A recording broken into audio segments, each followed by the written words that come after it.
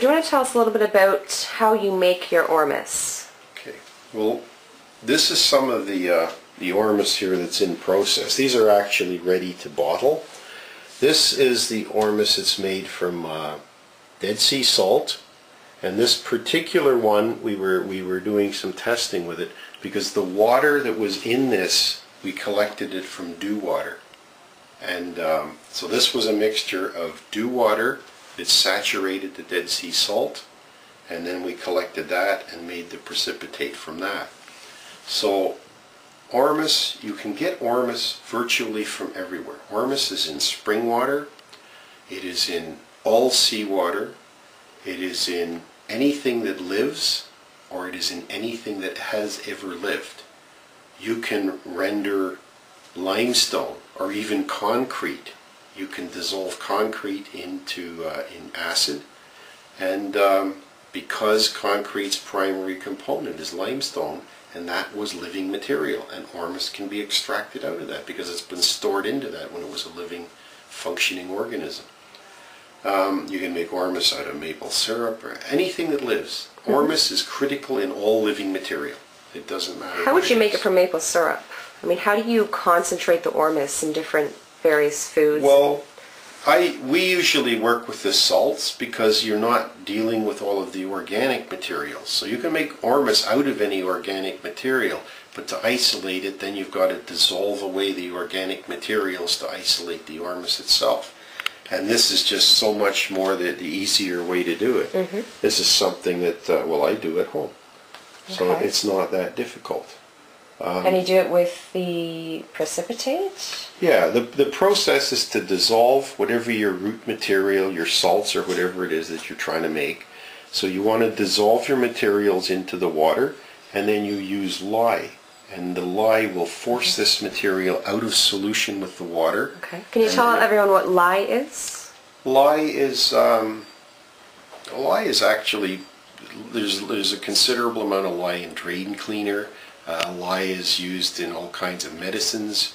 It's used in it's used as a cleaner. It used to be a very popular cleaner in the last part of the last century, in the early 1800s and in the early 1900s. It was used as a cleaner. It's used to make most of the rudimentary soaps. If you go into a little specialty soap shop, they use lye to produce it.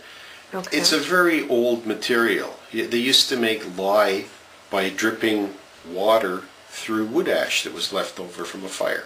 So it was easy to do. They used to do this thousands of years ago.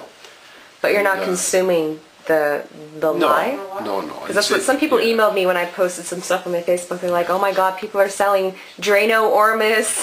They're like... It's part of the process, right? Yeah. So what do you do with it?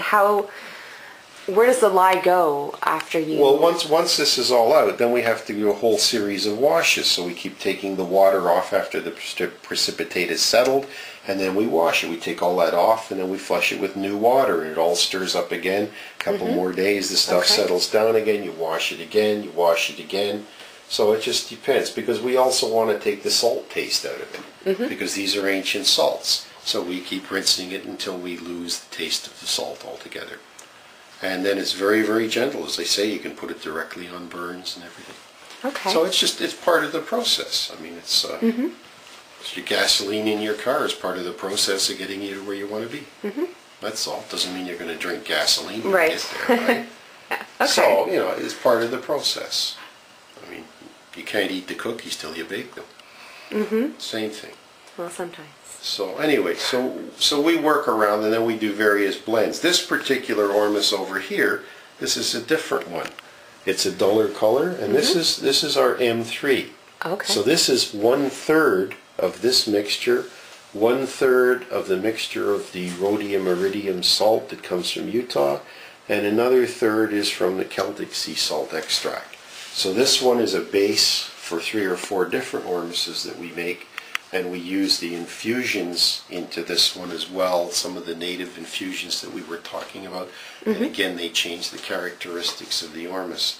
So we've had a number of people that have used the M3 with infusions in there, and they're having good luck at getting off of antidepressants and things like that. All the Ormuses are going to help to a different degree. Well, we try to tailor certain things, you know, and then just watch for differences and effects and different. And then we just wait for feedback from people to see how they're making out with it. Okay. Sometimes you'll use one and it'll bring your levels up in certain areas. Then we'll have to test and use a different one because, again, we just have these massive shortages. Yeah. I like to do muscle testing for myself. Absolutely. That's what I did with yours originally. I tested for the golds, the sea minerals, and I think it was one other kind, I forget, but I wanted the gold primarily, so that's what I got, and I used it up, and now I'm on the sea minerals, and still testing really strong. I really want it, so it's good. I'm definitely feeling a lot more calm, just a lot more mental clarity since I've been taking it. I've noticed it, and my dreams. That's the most significant difference that I've noticed. Yeah. We've also found that maybe 8 or 10% of people, especially when they're a bit older, seem to have vision improvements too. We've had several people that no longer wear their glasses to watch TV and things like that. And they're just little things. They're things people don't think about. They just set the glasses down because it's not comfortable. Then a month later they realize, hey, I'm not wearing my glasses to watch TV. Oh, absolutely. I believe that, because I know people who even get into eating raw food. They're eating a lot of foods with a lot of Ormus, and they don't have to wear glasses after a couple months. So it's it's just a lot of little things. And as I say, your body takes the materials as long as it's got them, and it's your body. And then it knows what to do. It knows where to heal. It's got its own blueprint. Absolutely, it's got its own blueprint. So if people want to buy this from you, they can go to your website. Yeah, you can go to the website. The easiest way is actually to phone, because we're not really that high-tech on websites. The website's there for information and so on, and try to get more testimonials. I imagine eventually we'll get a little better with a website, but it's not my forte. But anyway, the phone number's there, there's email there if you want to order something.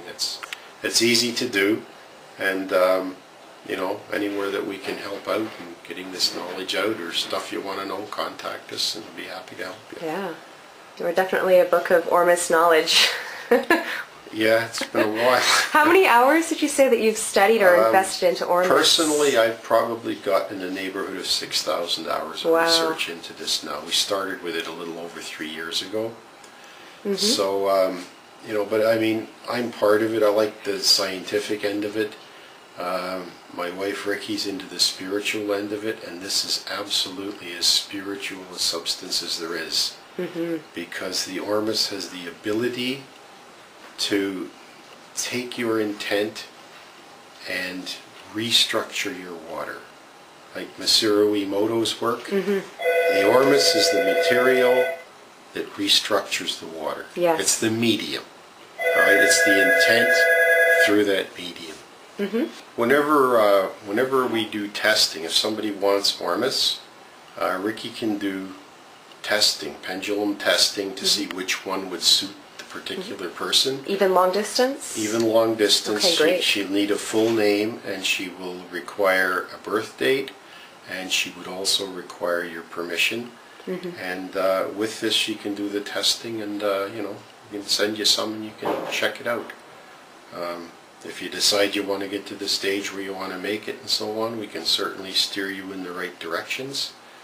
And the main thing is, first is to be aware, second is to learn, and then you go from there.